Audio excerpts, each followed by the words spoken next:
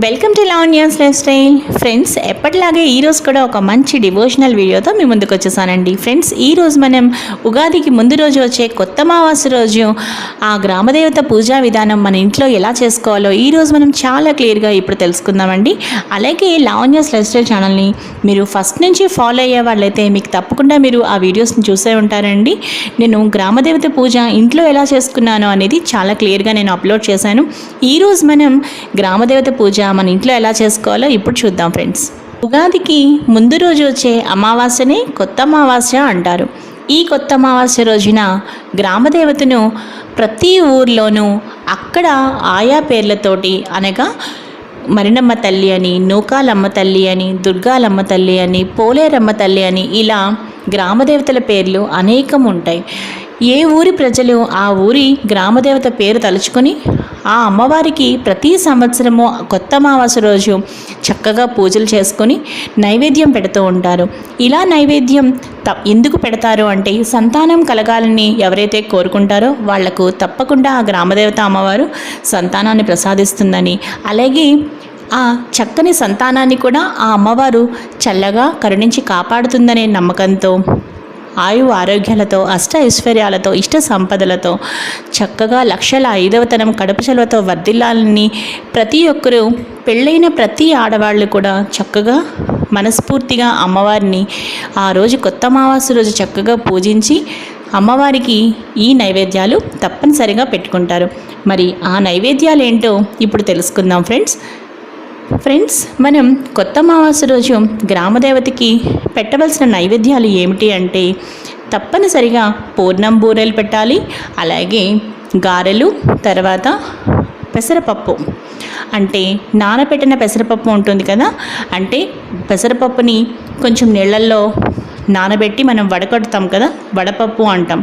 వడపప్పు, అలాగే పానకం, దానితో పాటు చక్కగా అన్నం, ఇంకా కొన్ని ప్రాంతాల్లో తెల్లగపిండి కూడా చేస్తూ ఉంటారు, తెల్లగపిండి కూర. ఇక చల్లని ఉపారంగా మనం ఏం చెప్తాము అంటే పెరుగు అండి. తప్పనిసరిగా, అంటే పెరుగు అన్నం అని చెప్పట్లేదండి, విడిగానే చక్కగా ఒక పెరుగు కప్పు అనమాట. ఇక వేడి ఉపారంగా అమ్మవారికి ఉడికించిన పెసరపప్పు, పసుపు ఉప్పు వేసి ఉడికించిన పెసరపప్పు ఏదైతే ఉంటుందో అందులో కూడా మనం బియ్యం మిక్స్ చేయమండి, జస్ట్ పెసరపప్పు అనమాట. పసుపు ఉప్పు వేసి మనం పెసరపప్పును ఉడికిస్తాం కదా, అది వేడి ఉపారంగా, అలాగే చల్లని ఉపారంగా మనం చక్కగా పెరుగు అనమాట. ఇప్పుడు మనం అసలు ఎలా అమ్మవారి పూజ చేసుకోవాలి, నైవేద్యాలు ఎలా మనం అరేంజ్ చేయాలి అనేది కూడా మీకు చెప్తాను. అంటే మన ఇంట్లో చేసుకున్న, అంటే మనం అమ్మవారికి పెట్టే నైవేద్యాలు రెండు రకాలుగా సెపరేట్ చేయాలి. చాకలికి ఇచ్చేది ఒకటి, మన ఇంట్లో ఒకటి, అది కూడా మీకు నేను డీటెయిల్గా చెప్తాను అండి. ఇక ముందుగా అమ్మవారి పూజ చూసుకుందాం.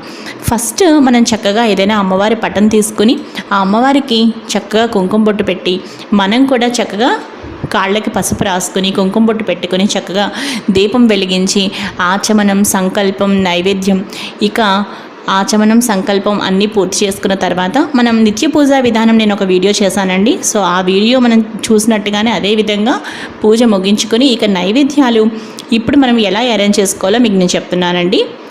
అలాగే అమ్మవారిని చక్కగా పసుపు, కుంకుమ, గంధ, అక్షతలతో ఈ విధంగా మనం పూజ ముగించుకున్నాక అప్పుడు నైవేద్యంగా ఇవన్నీ కూడా మనం చెప్పుకున్న పదార్థాలు మన ఇంట్లో సెపరేట్గా ఒక నైవేద్యంగా పెట్టుకోవాలండి. ఇక చాకలికి ఇచ్చే వాటిని చక్కగా ఏదైనా ఒక పెద్ద అరిటాకులో కానీ, లేదంటే ఏదైనా ఒక మంచి విస్తరాకులో కానీ, లేదంటే ఏదైనా ఒక పెద్ద పేపర్ ప్లేట్స్లో కానీ వాటిని ఏ విధంగా అరేంజ్ చేసుకోవాలి అంటే, ఇప్పుడు ఆ విస్తరాకులో లేదా అరిటాకు కానీ మీకు ఇందాక చెప్పాను కదా, ఇప్పుడు చాకలికి ఇచ్చే ఏదైతే ఆకు ఉంటుంది కదా దానిలో మనం పూర్ణం బూరెలు ఒక 4, తర్వాత గారెలు ఒక 4, దాని తర్వాత ఇంకా ఉడికించిన పెసరపప్పు ఒక కప్పు నిండా, అలాగే పెరుగు కూడా శుభ్రంగా ఒక కప్పు నిండా. అంటే శుభ్రంగా చేసే పని ఏంటంటే 100% శుభ్రంగా చక్కగా వాళ్ళ ఫ్యామిలీ అందరూ కూడా చక్కగా తినేలాగా కడుపు నిండా దాని నిండా శుభ్రంగా అన్నం పెట్టాలండి ఆకులో. అలాగే నెక్స్ట్ అలాగే పెరుగు కూడా శుభ్రంగా ఒక కప్పు నిండా ఇవ్వండి. ఇంకా నెక్స్ట్ మనం తెలగపిండి కూర చెప్పుకున్నాం కదా, చాలా ప్రాంతాల్లో తెలగపిండి కూర చేసుకునే వాళ్ళు ఉంటారు.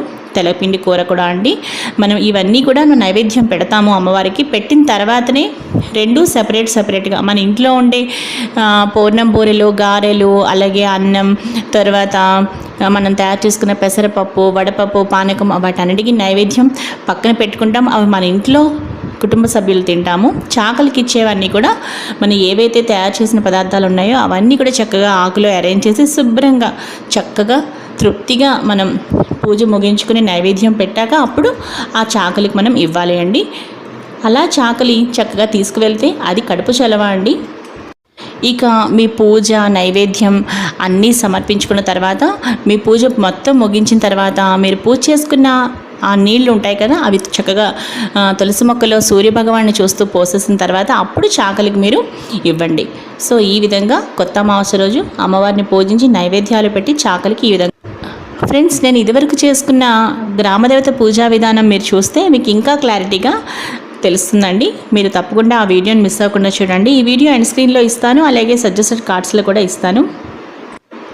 ఫ్రెండ్స్, ఈరోజు వీడియో ఇదే ఫ్రెండ్స్. ఈ వీడియో మీకు నచ్చితే లైక్ చేయండి, షేర్ చేయండి, అలాగే లావణ్యాస్ లైఫ్ స్టైల్ ఛానల్ని సబ్స్క్రైబ్ చేయడం మాత్రం మర్చిపోకండి. మరో మంచి వీడియోతో కలుస్తాను.